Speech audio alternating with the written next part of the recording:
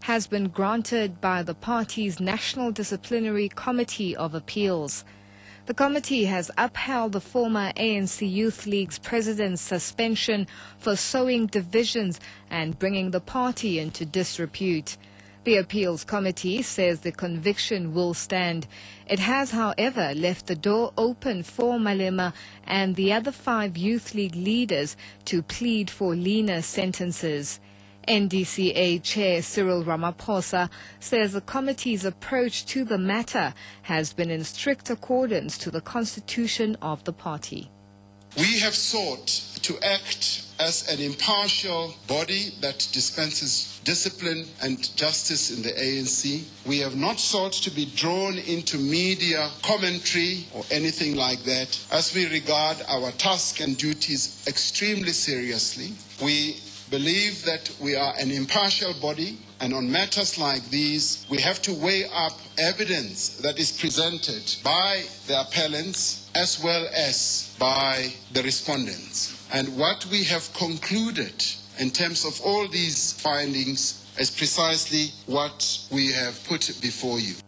Malema is to be stripped of his title and party membership immediately. ANC spokesperson Keith Khoza says the suspensions will start with immediate effect. Our understanding of the NDCA process is that the guilty verdict has been upheld, which means that it kicks in. While there is a 14 days of mitigation, it relates only to the extent of sentencing, whether it was fair or not.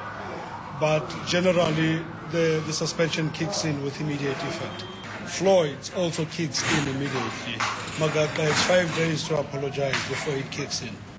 ANC Youth League members at Seshego in Limpopo, Malema's so-called stronghold, have meanwhile celebrated on hearing the news, burning league T-shirts which bear the former Youth League president's face.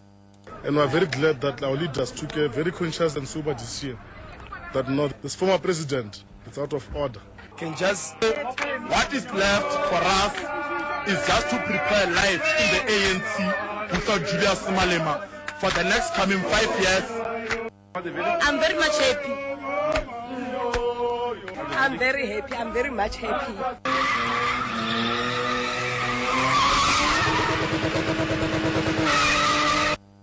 The N6 between Aliwal North and Bloemfontein has been closed to traffic after an articulated truck crashed into the Orange River Bridge, causing structural damage.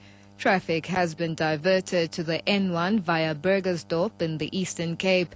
Disaster Management Head John Fabian says officials will be on site to redirect traffic. The bridge and the truck has been damaged, and the truck will be towed away, but due to the structural damage of the bridge, the N6 between East London and Bloemfontein will be closed until further notice for vehicular traffic.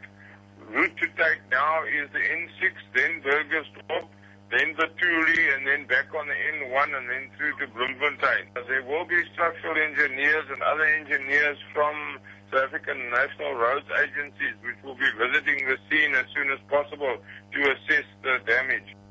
Eskom says it's monitoring its online vending system used by prepaid customers to purchase electricity.